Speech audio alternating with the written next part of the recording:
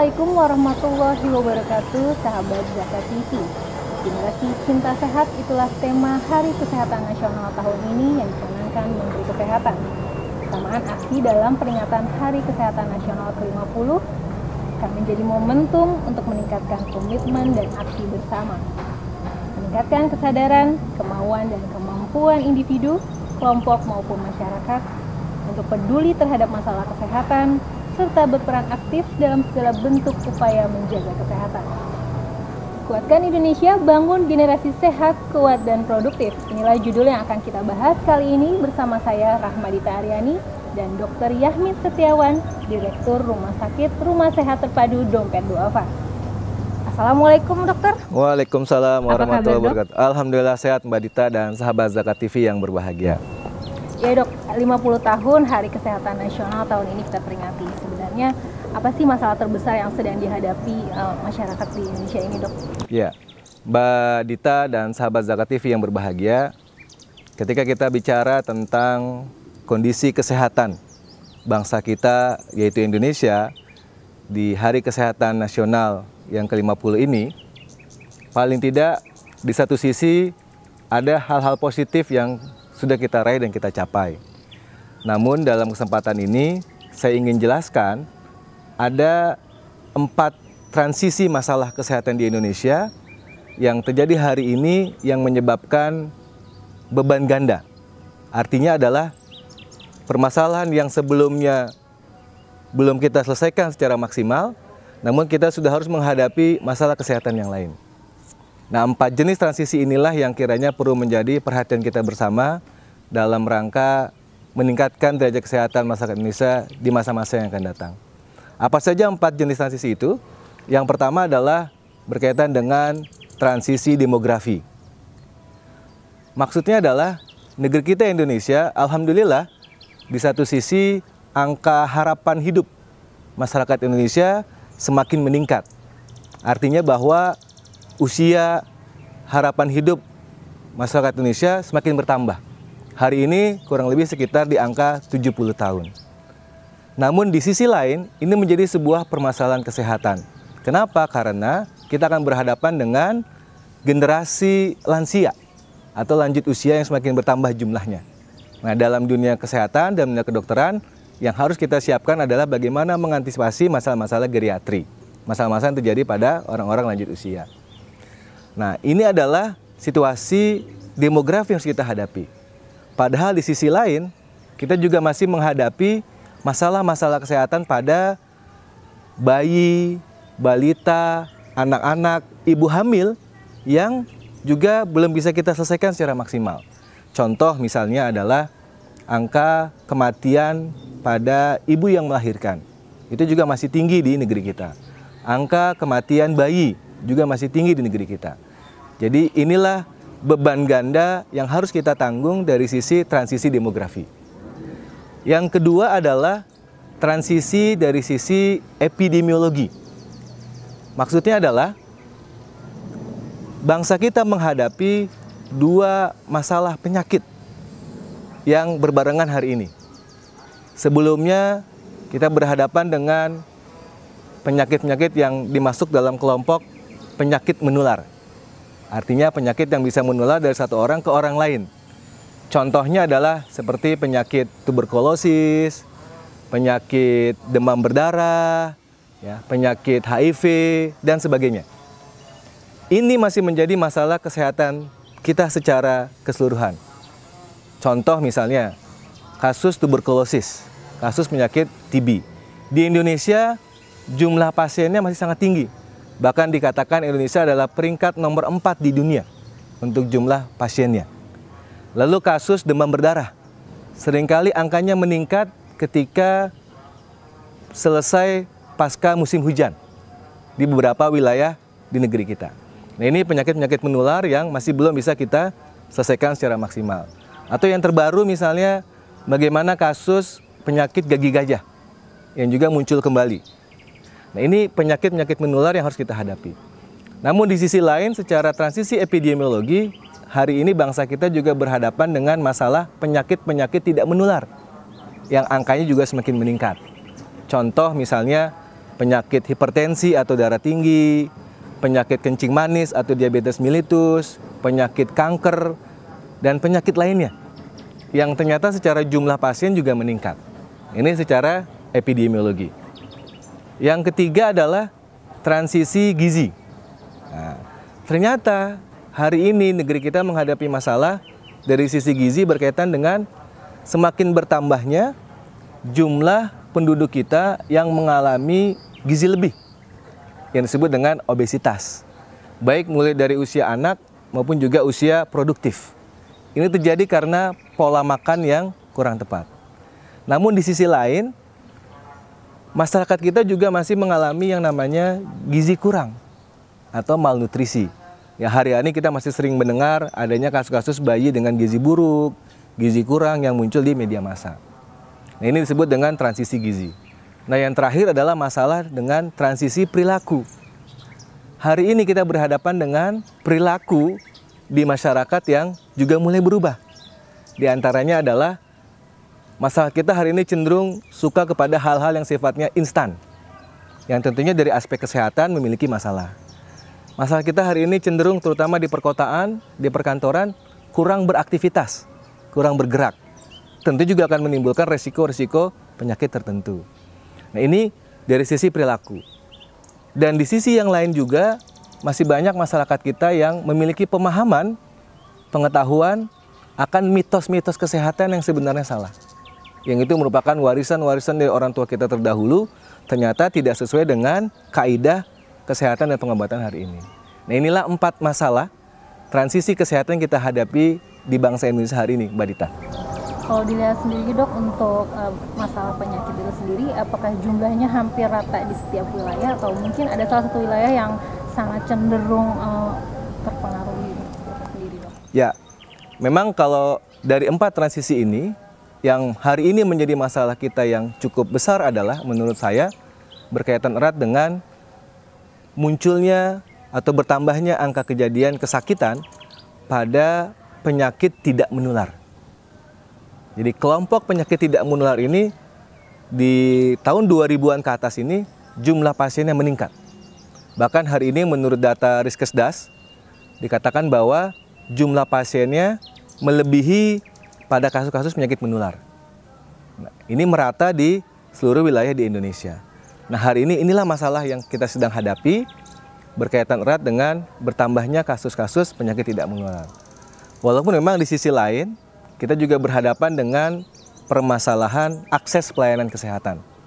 Walaupun memang hari ini kita bersyukur pemerintah sudah menjalankan program jaminan kesehatan nasional dengan BPJS sebagai operatornya, dan kiranya memang masih memiliki sisi kelebihan dan sisi kekurangan yang harus terus kita evaluasi dan kita perbaiki. Jadi memang kalau secara kewilayahan, kalau berkaitan dengan penyakit tidak menular, hampir merata di seluruh negara kita meningkat angka kasus yang Mbak Dita. Ya baik dokter, masih banyak sepertinya informasi yang akan kita bahas kali ini ya. Salah.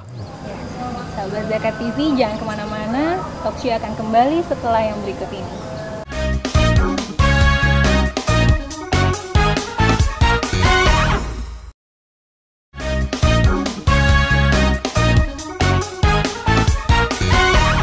Dalam sebuah hadis disebutkan, mukmin yang kuat adalah lebih baik dan lebih dicintai oleh Allah dari mukmin yang lemah, dan pada semuanya terdapat kebaikan.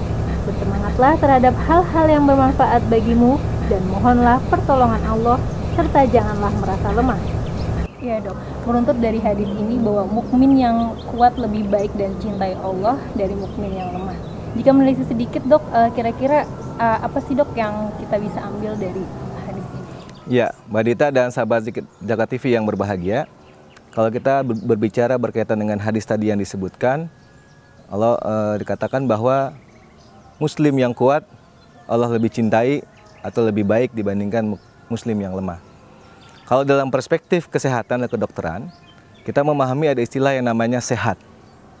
Sehat itu adalah bukan hanya sehat secara fisik, tapi juga sehat secara psikologis, sehat secara mental, dan sehat secara sosial.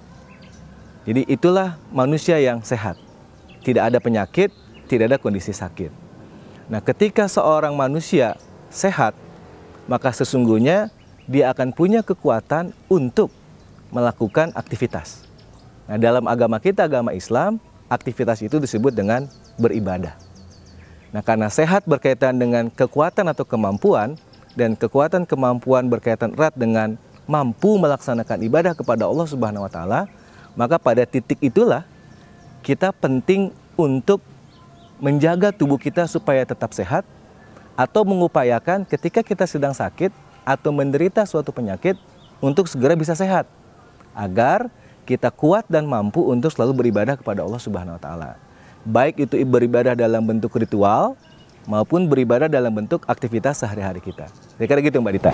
Jadi mungkin seringkali kita melihat bahwa kita seringkali merasa lelah dan lemah untuk melakukan sesuatu. Kira-kira faktor apa sih dok yang seringkali dihadapi manusia saat kondisi masyarakat saat ini dok? Ya, kalau kita bicara tentang faktor yang erat kaitannya dengan status kesehatan, terutama pada masyarakat. Dalam ilmu kesehatan masyarakat ada satu teori disebut dengan teori Bloom. Teori Bloom mengatakan bahwa ada 4 faktor yang mempengaruhi atau bisa mempengaruhi tingkat kesehatan di masyarakat atau status kesehatan di masyarakat. Apa saja 4 faktor itu? Yang pertama adalah yang disebut dengan faktor keturunan atau herediter. Nah, faktor ini memang sangat sulit untuk bisa kita intervensi karena itu sudah datang dari Allah Subhanahu wa Ta'ala. Yang kedua adalah faktor lingkungan. Nah, lingkungan yang sehat, sanitasi yang sehat akan sangat menentukan derajat kesehatan kita. Contoh misalnya paling gampang adalah bagaimana situasi air kita. Air adalah sesuatu yang sangat kita butuhkan. Ketika airnya tidak sehat, tidak bersih, maka akan berbahaya juga buat kesehatan kita. Itu disebut dengan faktor lingkungan. Yang ketiga adalah faktor perilaku. Jadi bagaimana gaya hidup kita. Hari ini banyak masalah-masalah kesehatan itu muncul karena faktor perilaku. Contoh misalnya kebiasaan merokok pada usia-usia produktif. Mungkin memang dampaknya tidak dirasakan segera, tapi nanti ketika 10-15 tahun akan datang, maka merokok itu bisa mengancam kesehatan orang-orang yang melakukan aktivitas merokok itu. Atau perilaku tadi, bagaimana jarang beraktivitas, jarang bergerak, ya, maunya duduk ya di depan TV, duduk di depan kursi, semua aktivitas selesai dengan duduk. Nah, itu juga berbahaya. Jadi berkaitan dengan perilaku. Nah, termasuk juga perilaku-perilaku sehat yang lain. Nah, ini harus kita perhatikan. Nah, yang faktor keempat adalah yang disebut dengan akses pelayanan kesehatan. Jadi bagaimana ada fasilitas atau sarana orang atau manusia untuk bisa mendapatkan edukasi tentang kesehatan, bagaimana hidup sehat, termasuk juga sarana atau fasilitas untuk mengobati penyakit atau sakit yang dideritanya. Nah, kalau tadi ditanya apa faktor yang menyebabkan kita sering lelah, ya, dalam keadaan tidak sehat atau sakit, paling tidak 4 faktor inilah yang mempengaruhi kita. Kira-kira gitu Mbak Dita. Kalau kembali sedikit dok, tadi seperti kebiasaan untuk merokok, itu kan bisa jadi dimulai dari mungkin karena lingkungan mempengaruhi. Betul. Dan itu faktornya sangat besar mempengaruhi nggak sih dok, lingkungan itu sendiri? Ya, jadi dari 4 faktor dari teori Bloom ini, Mbak Dita dan sahabat Zakat TV yang berbahagia, faktor yang paling dominan ternyata adalah faktor perilaku. Jadi faktor perilaku yang menentukan tingkat atau status kesehatan masyarakat termasuk dalamnya individu. Kalau tadi bicara tentang merokok, memang erat kaitannya dengan perilaku. Ya. Perilaku itu erat kaitannya dengan pengetahuan, pemahaman akan aktivitas yang tidak sehat yang dilakukan. Contoh tadi misalnya rokok ya. Kalau orang sudah punya pengetahuan dan pemahaman yang baik dan benar tentang bahaya merokok, maka seharusnya dia tidak akan melakukan perilaku merokok. Walaupun lingkungan sekitarnya sangat mempengaruhi. Jadi memang tergantung dari pengetahuan, pemahaman akan suatu kondisi kesehatan yang harus dia capai agar bisa dia berperilaku secara sehat. Jadi kira-kira gitu Mbak Dita. Nah dok, tadi setelah dokter menyebutkan faktor-faktor apa saja yang mempengaruhi itu, kemudian kita akan penasaran, jadi bagaimana sih menjadi generasi sehat, kuat, dan produktif itu dok? Ya dok, tapi jangan dijawab dulu, kita akan bahas nanti di segmen berikut. Sahabat Zakat TV, jangan kemana-mana, talk show masih akan kembali bersama Anda setelah yang berikut ini.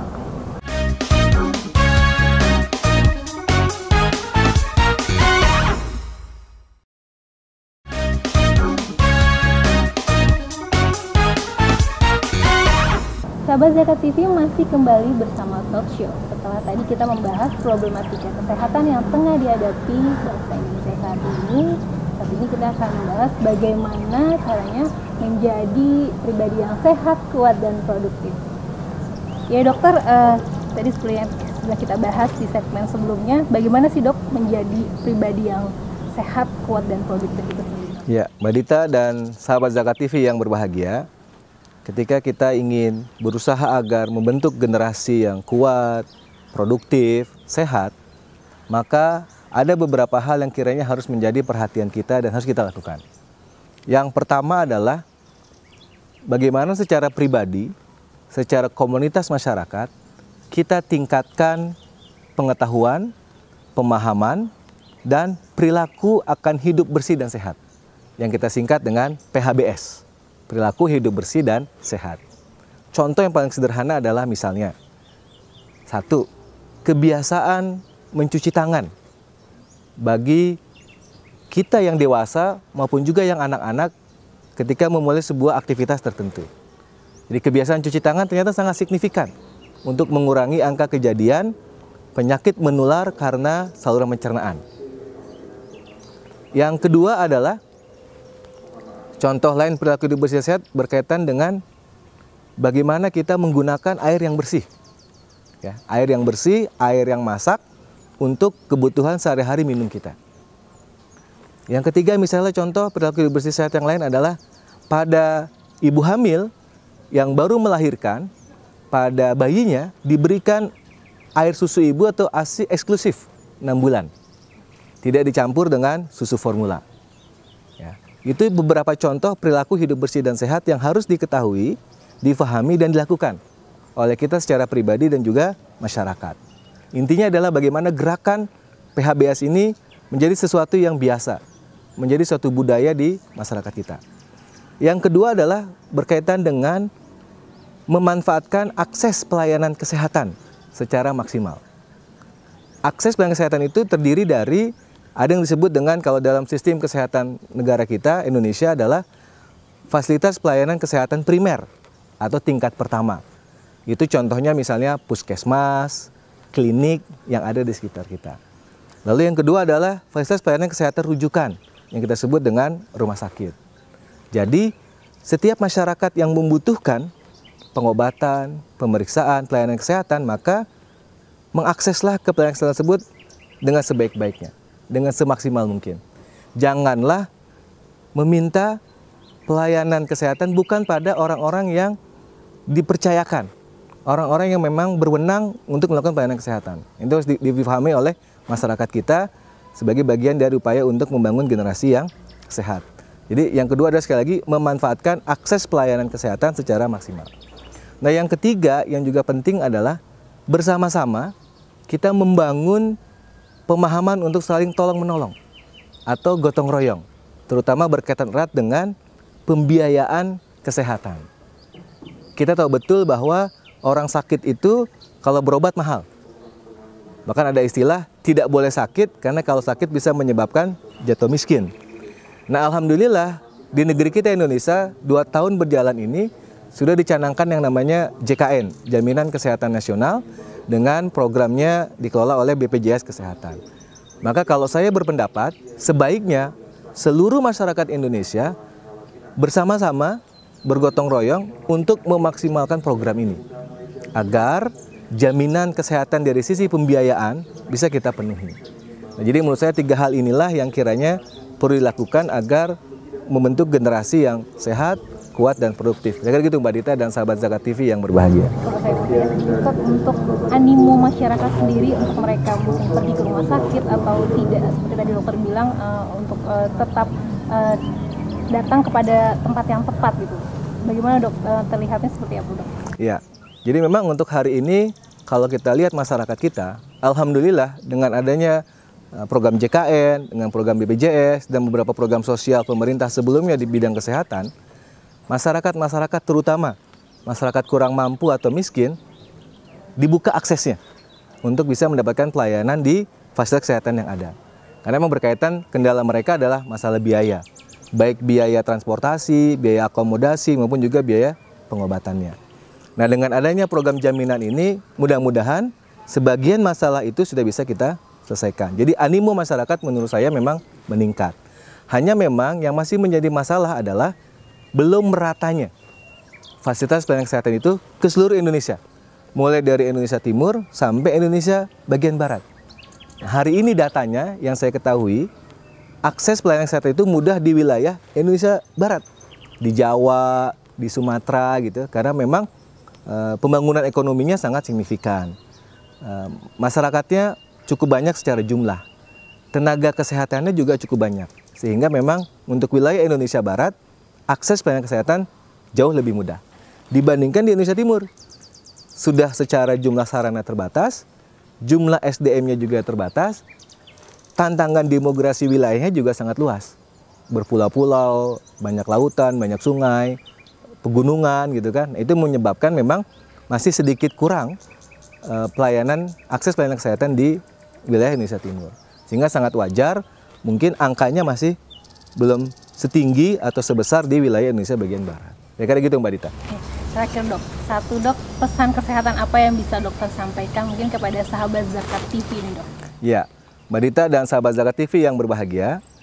Yang pertama adalah saya mengingatkan diri saya dan kita semua, marilah kita selalu ingin sehat. Ya.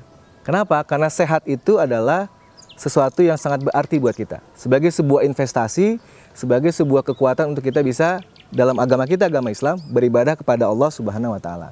Karena dengan sehat, maka insya Allah kita akan kuat untuk bisa melakukan ibadah. Maka jagalah kesehatan kita. Yang kedua adalah lakukan segera atau hari ini juga upaya-upaya untuk menjaga kesehatan itu. Salah satunya adalah perilaku hidup bersih dan sehat, PHBS. Baik secara pribadi, individu, keluarga, dan masyarakat. Lakukan secara terus-menerus tanpa tiada henti. Yang ketiga adalah marilah bersama-sama secara komunitas kita bangun suasana gotong royong. Baik gotong royong dalam arti menjaga lingkungan, kebersihan, dan juga gotong royong dalam sisi jaminan kesehatan yang ada hari ini. Jadi manfaatkan itu semua dengan semaksimal mungkin. Mudah-mudahan Indonesia sehat bukanlah hanya sebuah mimpi, tapi akan kita capai di masa-masa yang akan datang. Ya kayak gitu Mbak Dita dan sahabat Zakat TV yang berbahagia. Ya sahabat Zakat TV, setelah tadi Dr. Yahmin memberikan pesan kesehatan yakni perilaku bersih dan sehat, pesan tadi sekaligus menutup perjumpaan talk show kita kali ini. Ya, dokter, terima kasih atas perbincangan kita. Sama-sama Mbak Dita dan sahabat Zakat TV yang berbahagia. Ya, dok. Assalamualaikum dok. Waalaikumsalam warahmatullahi wabarakatuh. Dengan berakhirnya segmen tadi sekaligus menutup perjumpaan talk show kali ini. Saya Rahmanita Aryani beserta rekan kerja yang bertugas mohon undur diri dari hadapan Anda. Assalamualaikum warahmatullahi wabarakatuh.